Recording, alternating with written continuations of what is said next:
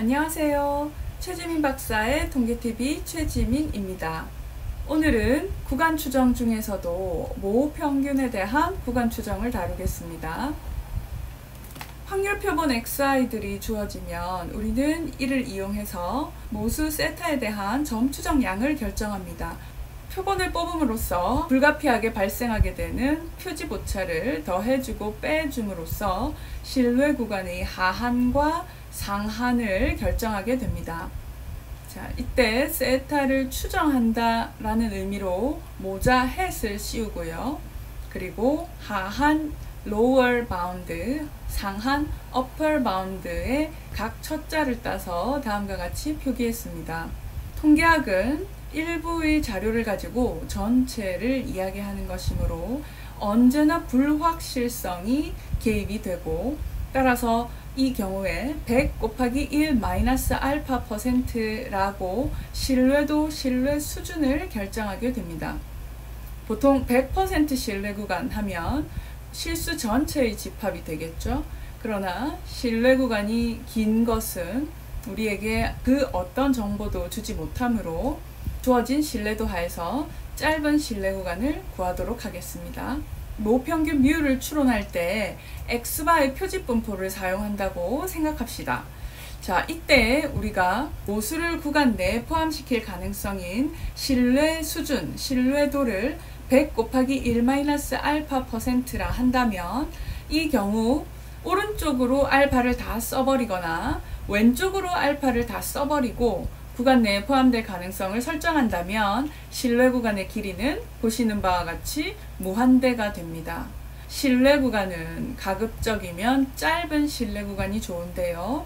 예를 들어 학교 학생들의 평균 키는 50cm에서 3m 사이에 있다, 이렇게 추정하는 것보다는 170cm에서 176cm로 추정하는 것이 보다 바람직하죠.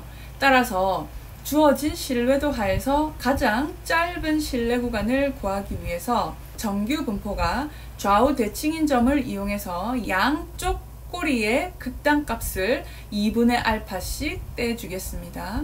그리고 이 함수 식이 구간 내에 포함될 가능성이 1-알파가 되게끔 부등식을 세워서 모수에 대해서 풀어 헤치면 모평균 뮤에 대한 신뢰 구간의 추정치는 다음과 같이 표본의 평균 x바에 g 2분의 알파 루트 n분의 시그마 라고 하는 표집 오차를 더해주고 빼준 형태가 됨을 확인하실 수 있습니다.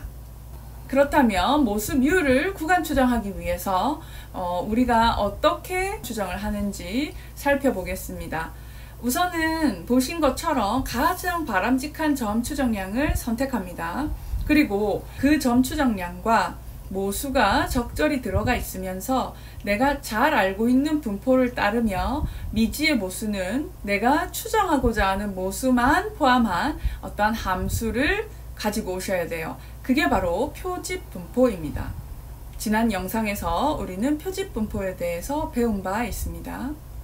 이 표집 분포를 토대로 신뢰도 100 곱하기 1 마이너스 알파 % 하에서 어떻게 하면 가장 짧은 신뢰 구간을 구할 수 있는지 부등식을 구성하고, 그 다음에 모수에 대해서 풀어 헤치면 100 곱하기 1-알파 % 신뢰 구간을 추정하실 수가 있습니다. 이번 영상에서는 모평균에 대한 구간 추정만을 다룰 예정인데요. 모평균 구간 추정을 할 때 주어지는 전제 조건이 이렇게 다양합니다. 우선은 아주 비현실적이지만 정규 모집단에서 모분산을 알 때와 모분산을 알지 못할 때, 그리고 정규 분포를 따르는 것을 알기 어려우나 표본의 크기가 충분히 커서 중심 극한 정리를 활용할 수 있을 때로 나누어 봅니다. 이 모든 경우에 모평균 뮤를 추론할 때에는 표본의 평균 x바가 불편성, 효율성, 충분성, 일치성을 모두 만족하는 좋은 통계량이 되고, 이러한 통계량과 모수가 적절히 들어가 있으면서 내가 모르는 모수는 뮤만 포함하게끔 다음과 같은 표집 분포를 가지고 와서 사용하게 됩니다. 맨 첫 번째 세팅은 시그마를 알기 때문에 그대로 표준 정규 분포를 사용하면 되고요. 두 번째 세팅의 경우는 모 표준 편차를 모르기 때문에 표본으로부터 얻은 표준 편차를 쓰고 표본의 크기가 충분치 않아 T 분포를 따르는 페널티를 받습니다. 그러나 표본의 크기가 충분히 클 때에는 S를 대신 쓰더라도 근사적으로 정규 분포를 따르는 데 무리가 없습니다.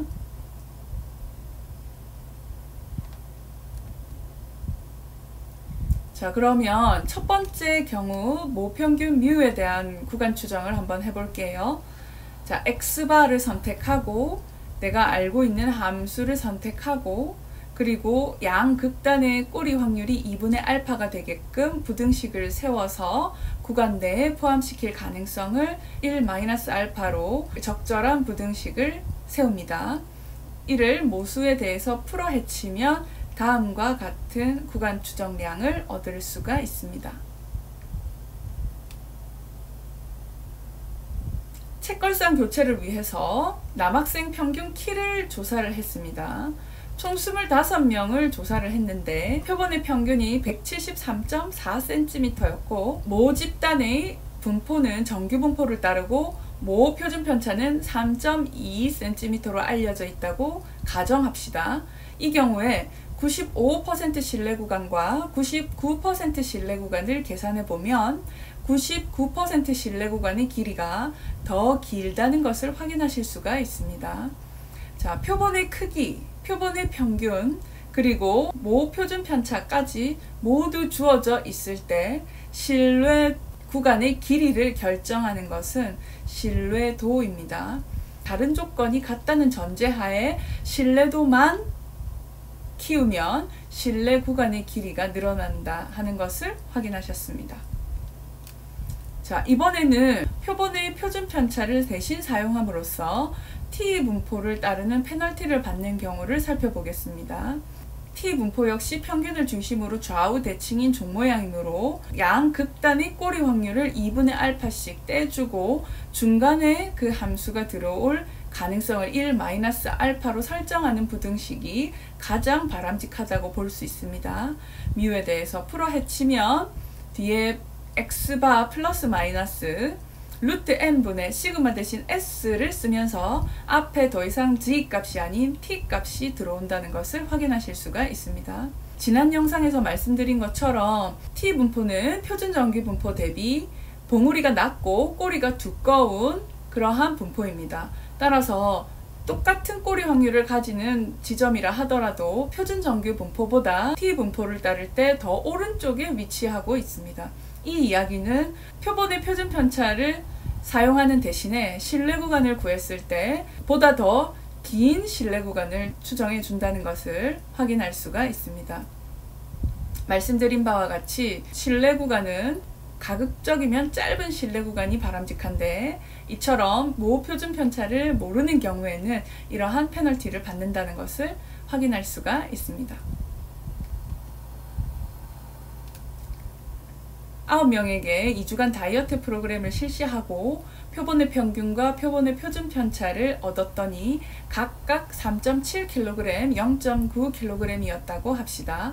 이때 95% 신뢰 구간을 계산하면 다음과 같습니다. 만약 모 집단이 정규 분포를 따르지 않는다 하더라도 표본을 뽑아줄 때 표본의 크기가 30케이스 이상만 되면 중심 극한 정리에 의해서 X바는 근사적으로 정규 분포를 따르고 이처럼 근사 정규 확률 변수는 표준화하면 표준 정규 확률 분포를 근사적으로 따른다는 것을 배운 바 있습니다. 그 공식을 그대로 적용했을 때 다음과 같이 신뢰 구간 추정량을 유도할 수가 있습니다.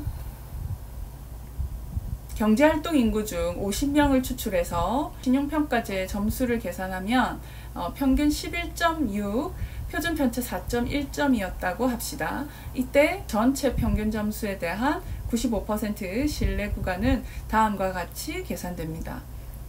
이 경우 샘플의 수가 충분히 크기 때문에 시그마 대신 표본의 표준 편차 S를 사용했더라도 표지 모차를 구할 때 여전히 앞에 T 값이 아닌 G 값을 사용할 수 있다는 것을 확인할 수가 있습니다. 이 점만 하더라도 동계학에서 표본의 크기가 얼마나 중요한가를 확인할 수가 있죠. 손계산을 하지 않더라도 R을 이용해서 모평균의 구간 추정을 해볼 수가 있는데요. 자료를 입력하신 후 t.test 괄호 열고 자료명 괄호 닫고 이렇게 하시면 다음 보시는 것처럼 95% confidence interval 0.31, 4.39가 계산되는 것을 확인할 수가 있습니다.